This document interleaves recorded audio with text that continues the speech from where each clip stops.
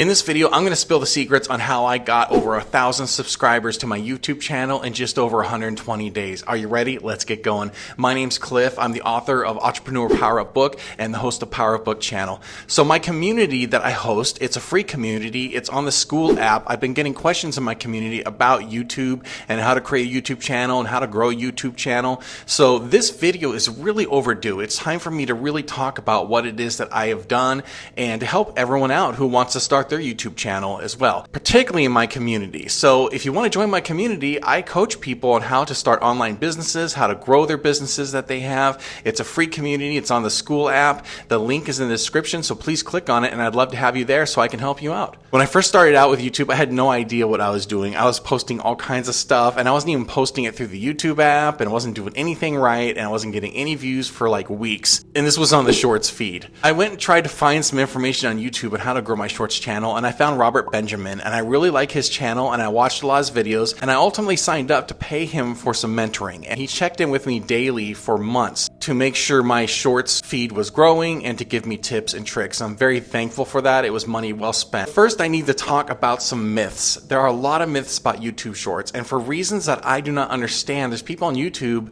trying to dissuade their communities from creating YouTube Shorts content. I'm not sure what the deal is with that, but I'm going to go through these myths to make sure that you understand what is true and what is not true, okay? So the first myth is that short subs do not watch your long form content. That's absolutely not true at all. In fact, when you look at the YouTube metrics on YouTube Studio and you see your viewers metrics, they actually watch a lot of long form videos as well as YouTube Live content. So it's not just all shorts for them, but at the same time, they're on the shorts feed. So they're going to be looking for those quick hits of dopamine to just watch videos really quickly and keep scrolling, okay? That's where you're going to fit into.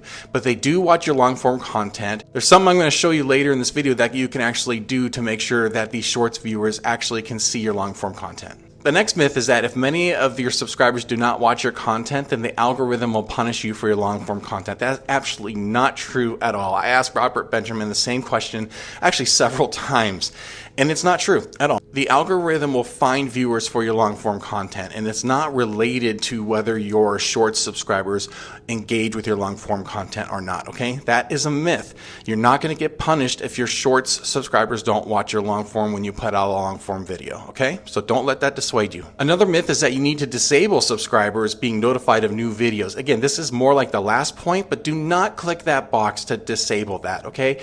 Your subscribers need to know about new content you put out, whether it's Shorts or long form. So don't do it. The next myth is that you can make good money off of Shorts. This is absolutely not true at all. Shorts make a fraction of the money that long form content makes. So I do not advise creating a channel just for Shorts. It's going to take so many views. We're talking millions and millions of views, and you do not want that kind of pressure to keep those views up just to make a few cents on each short that you're making, okay? Don't get into Shorts for money. Another myth is that you have to be popular to do well on Shorts and have a lot of subscribers. And well, that's kind of the chicken and the egg, right? I started from nothing. Well, everyone starts from nothing on YouTube, right? So when people create Shorts, you can start from nothing, and it's a great way to get thousands and thousands of views on your content without having a bunch of subscribers. Here's the last myth. The view time for Shorts counts for monetization. Now, remember I mentioned earlier you need 4,000 hours of watch time within 365 days to get your YouTube channel monetized. Well, YouTube Shorts does not count for that watch time, okay? So I know you're going to get excited when you see like thousands of hours of watch time on your YouTube Shorts. It doesn't count. The view time for your long form or YouTube Live is what counts for monetization, okay? My first tip for you in getting into YouTube Shorts is to try avoid using other people's footage. You can get subs really fast if you put famous sports clips or music clips or interview clips of people that are really popular. You will get subs like crazy. But will you be able to monetize? That's the question. You will not be. YouTube will take a look at your channel. Let's say you pick a niche of sports or ultimate fighting or something like that, and you just post a lot of clips and interviews about that, and then you do some long form mixes of that type of stuff. Chances are you're not going to get monetized by YouTube because you're not creating your own footage. You need to be able to create your own footage. Now, if you do use other people's footage, you're going to have to really edit it really well and add lots of things to it to prove that you took some creative license and that you were making it your own. I mean, I'm talking like a lot of quick edits edits, adding your own content, your commentary, splitting it up on the screen, changing the angle. I mean, all kinds of things to affect how that original footage looks. It's quite a burden, and frankly, I hate to see you spend months growing your subscriber list on YouTube Shorts just to find out that you can't monetize because you're not using your own footage. I'm not sure about reaction videos. Reaction videos are a way of using your own content and other people's content. I'm just not thoroughly convinced that you're going to get away with it. YouTube could look at those reaction videos and say, well, you really didn't do enough, and you're really not adding enough of your own creativity to these videos, so there's copyright strikes and we're not going to monetize you. So I would avoid those two. So really, again, stick with your own footage. Make your own videos. If you use little bits of clips and stuff like that, I suppose that's fine, but most of the video really needs to be you doing your thing, okay?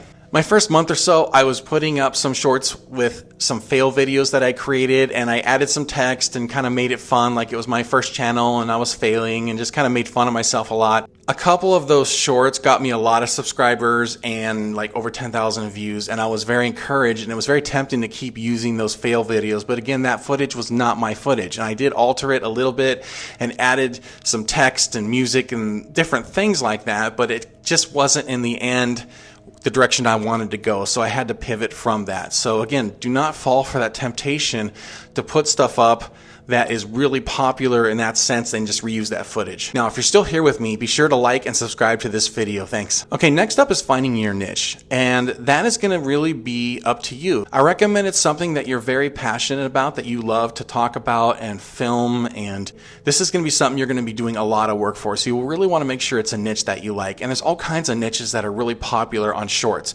You can look at the top shorts, you can just kind of scroll through them and see what's really popular, what's getting the most views. You can click the top played songs on YouTube and see which shorts are being made to those songs, because you can use music from other artists because it's a short. There's no copyright strikes with that. Once you decide what your niche is going to be, you're going to find a handful of large-scale competitors and get inspiration from their videos. Now, I cannot stress this enough. Do not try to reinvent the wheel. YouTube does not want you to do that. They want you to create stuff that people already like, that the audience already likes. I'm not saying you need to copy the video word for word or do the exact same thing, but just put your own spin on it. Get inspiration from it, but don't deviate too far from what is really popular. That's what the audience is going to respond to, and most people, including myself, overthink this. I tried too hard to do my own thing, and it failed miserably. The more I modeled my shorts off of things that were already very popular, the more viewers and the more subscribers I get. Now that you have your niche and you have some inspiration on what to do, you need to start uploading shorts. You need to stop thinking about it and talking about it and going to discussion groups about it and asking questions about it. You're going to learn by doing, so you need to start uploading the shorts. When you upload shorts, you need to watch the metrics and see how they do. So I recommend you download the YouTube Studio app. It's like crack. You're going to be looking at it all the time. It is so addicting because you're going to constantly be checking views. Once you upload a short, you're going to wake up in the morning and check it. That's just what life is as a content creator. And it's fun though, because you can wake up and see that you got some subscribers and a lot of views. So please do that and watch those things. Most important things that I want you to focus on when you get into this and start making shorts is title, thumbnail, and watch time. Look at what's popular and see how people are creating the titles. Now, for thumbnails, when you upload the video, you need to do it through the YouTube app. So I recommend you use your smartphone for all your filming of your videos and editing of your videos, because you're going to upload right through the YouTube app. Because why that is important, you upload through the YouTube app, that's your opportunity to pause the video on a certain point to choose which thumbnail is. So you're going to choose a very specific moment in the video. There's no special thumbnails that you create for the video. It's just part of the video itself, but you can only do that when you upload through the YouTube app. So obviously you're going to have a YouTube app on your phone. Use that to upload your videos. When you're creating your videos, length is really important. Statistically, the best viewing times are between 12 and 15 seconds and 30 seconds. I recommend, for very important reasons, that if you're going to be close to 30 seconds, push it to 31 seconds or maybe up to 34 seconds. And the reason why this is really important is that if your video is under 30 seconds, it needs to hit a metric of 100% watch time or more in order for it to keep scaling in the shorts feed. If it does not meet that 100%, it will die. For videos that you submit that are over 30 seconds, like 31 to 34 seconds, for example, they still fit in that statistic where they get a lot of views. However, because it's over 30 seconds, the viewers only have to watch 80% of the video in order for your video to pass and keep getting cascaded into that Shorts feed. So that's that really nice medium if you're going to have a longer video. I would recommend avoiding videos up to 1 minute for right now. It's a lot of work to edit videos, and I don't want to see you work on all these 1 minute videos just to find that you're not getting the views that you want to get. Just try to keep it short, keep things easy on yourself for now. Use subtitles. There's a free app called CapCut. With CapCut, you can use the AI to slap on subtitles in just seconds on your videos. You can also use the free Inshot app for your smartphone to edit videos as well. I like Inshot a lot. I have a special course and a playlist on how to use the Inshot app. That link will be in the description of this video so you can learn how to edit videos like a pro on your smartphone. You want to post about 1 short a day for a week, and then you're going to evaluate as you keep going, but you're really going to look at it after 1 week and see how you're doing. Use the YouTube Studio app, see how many views you're getting, see how many subscribers you're getting per video. If you're not seeing what you want, it's time to pivot and try new things. You definitely want to measure results just by subscribers. If you have a video that has less views but more subscribers, then really that should be the video that you should double down on and continue to make content like that. If you're not getting the views you want, don't get discouraged. I've been through it. I went through it for weeks and I kept trying new things until I found something that I liked. The key is to find something that gets you subscribers, that gets view time, but is relatively easy for you to put together. That way you can start cranking out up to 3 Shorts videos a day into the Shorts feed and get even more subscribers quicker. Now, this is the trick I described earlier on how to attach a link to your long form videos to get views on those from your Shorts viewers. There's a selection when you upload your YouTube short that's called related video. When you press that with your finger, you'll get a list of all your videos, including your long form videos, and you can assign any of your long form videos to be the related video to that short. It works. Now, is it a ton? That's going to depend on your experience, but I get views on my long form videos from my Shorts all the time because I put my most popular long form videos as my related video on my Shorts feed. This can really boost the watch time for your channel and help get you closer to that monetization that you want. Again, less is more. Don't get burned out editing. Just keep it simple and just see how it goes. I had videos where I went crazy on editing and put more stuff in and more sound effects and whooshes and swooshes and all these different things, and I still found that it didn't make a difference in my views and subscribers. So I found less is more. I found something that works. I do the bare minimum because I'm cranking out my Shorts all the time. And a little word about my Shorts, when you go look at them, they're really not much like my long form content at this point. The topic is the same. I talk about business, entrepreneurship. My Shorts do as well. But the format, as you will see, is very different because that is what the Shorts community has been responding to really well for me. Will I always do that? I don't know. It's Shorts. I can experiment. I can do what I want. I can try new things. I may do that. For right now, I found my groove and that's how I'm running it. There are apps like Munch that can dice up your long form content for easy Shorts. It's worth a try, but these Shorts users are really finicky and they want a quick hit of dopamine.